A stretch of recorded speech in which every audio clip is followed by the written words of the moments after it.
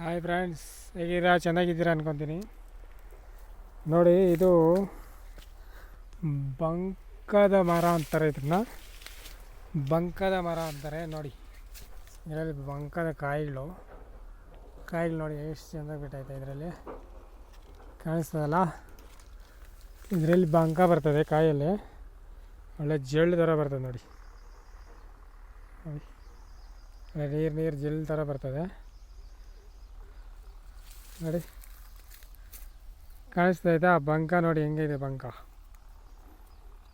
ಈ ಬಂಕದ ಕಾಯಿ, ಇದು ಬಂಕದ ಕಾಯಿ ನಾವು ಏನು ಮಾಡಬೇಕಂದ್ರೆ ಸ್ವೀಕರಣೆ ಮಾಡ್ಕೊಬೇಕು. ಈ ಬಂಕದ ಕಾಯಿಯನ್ನು ಸ್ವಲ್ಪ ಸ್ವೀಕರಣೆ ಮಾಡಿಕೊಂಡು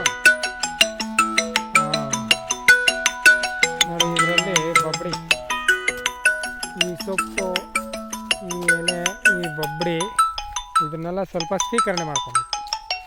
ಸ್ವೀಕರಣೆ ಮಾಡಿಕೊಂಡು ಇದರಲ್ಲಿ ಬೊಬ್ಬಡಿನ ತಂದು ನೆರಳಲ್ಲಿ ಹಾಕ್ಬಿಟ್ಟು ಚೂರ್ಣ ಮಾಡ್ಕೊಬೇಕು. ಚೂರ್ಣ ಮಾಡ್ಕೊಂಡು ಕ್ಲೀನ್